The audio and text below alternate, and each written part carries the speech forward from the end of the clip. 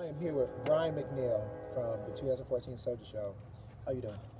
Good. How are you? Doing great. I have a couple of questions to ask you, so that I guess your fans and everybody else would know a little bit more about you instead of the performer that they see on stage. So, you ready? Awesome. First question: who did you look up to when you were younger? Like your inspiration? Like, who did you want to be? Um, who did I want to be? I just wanted to be myself. I wanted to figure out, when I was younger, of course, I wanted to figure out who that was as far as musically.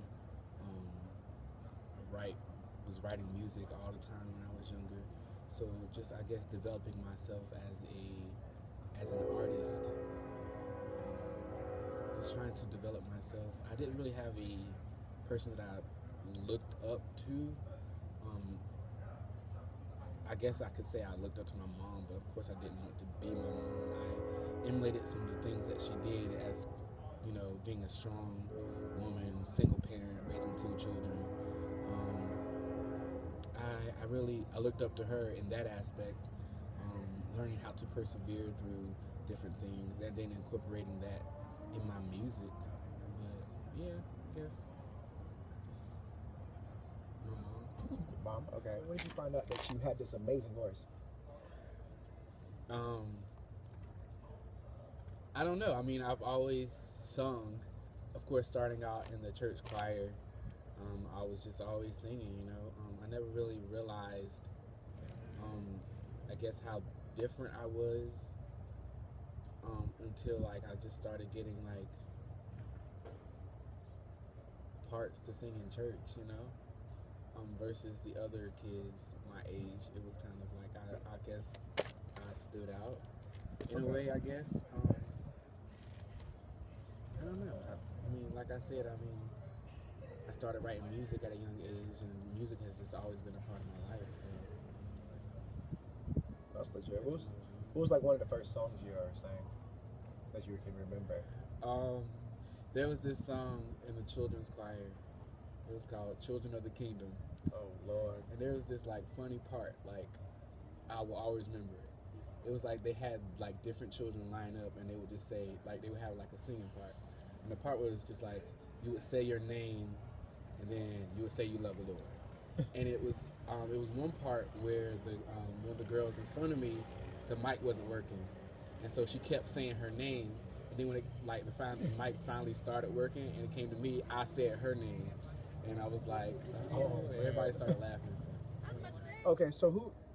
You probably already said this. Your biggest supporter while doing this? By doing the Soldier Show? Well, anything. By singing, anything. I definitely say my mom. Okay. Because my mom is like my backbone. I can go to her and she'll give me what I need to hear. Sometimes what I don't want to hear, but it's the truth. Like, she'll give me the straight answer, what I need to hear.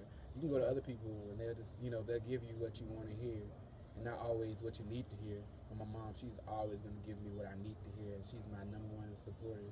She's always been, because it's my mom. Mom, so, stay honest. Yeah. Right? So she be on it. So what made you join the 2014 Soldier Show? When I first saw it in 2013, I was on detail for the show to help set up and tear down the stage. Okay. And when I first, was told that I was going to be on detail, I was like, Lord, here go another detail. I went in. I didn't know what I was doing. While setting the stage, I really didn't know. Then I, talked around the cast and was like, what is this? What are y'all doing? And they told me, and I was like, oh, that sounds cool. I didn't know the Army did that. So I was just, I was like, well, how can I audition? They told me to sing for them. It was like, yeah, you good. So I was like, okay. Well, so then I auditioned then and there for the show, and talked to Sergeant Dorn. Then I met him then, and he basically was like, we'll keep in touch. And from then on, we were just like, in touch. And making sure I had the necessary things that I need to do to be a part of the show. And here I am now. That's awesome, actually. So, your favorite part about being in the show, what is that? Honestly, my favorite part is getting on that stage and looking at the audience members' faces while performing, to me that is the most thrilling thing ever, is to be performing to somebody live and then getting that reaction live. Is, to me, that's the greatest thing. I mean, I love doing, you know, studio work and stuff like that, but it's nothing like getting a live version of a performance.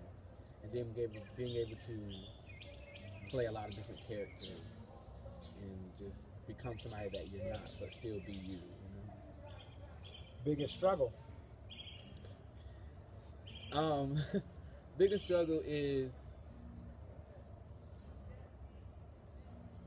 the choreography. Oh, the dance.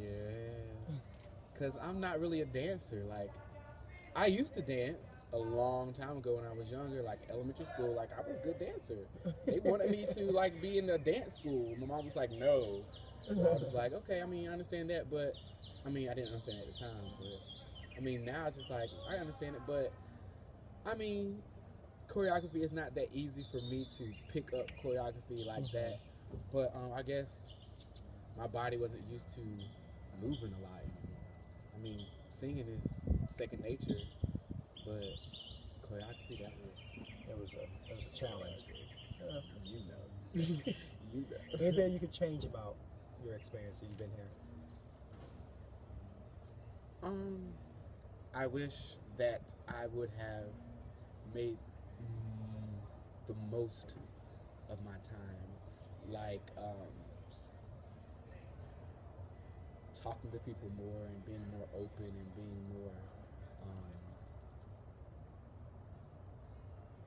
not friendly, but doing more to interact with others, because I'm a loner and I like being a loner, but I like being around people too, but I don't know, I wish I was more involved with other people, despite all the bickering, because, you know, people will bicker, and even whenever you're in a job situation, there's always going to be disagreement. But I wish that I wasn't so sensitive to, like, bickering and stuff. But I mean, other than that, I mean, I enjoy the cast. I enjoy what we do as far as putting smiles on people's face, getting the feedback from the audience, and just hearing their, you know, life story and what they've gone through and how they relate to the message or whatever of the show. Okay. That's good. Can I answer the next question? Not really.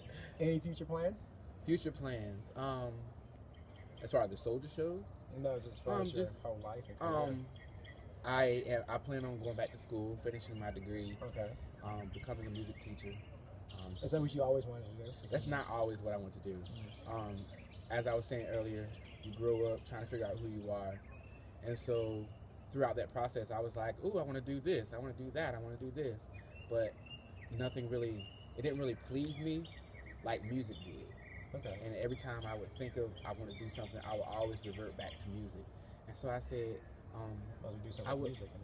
I would love to teach music, and because that's a passion of mine. I love doing it. Okay. So why not?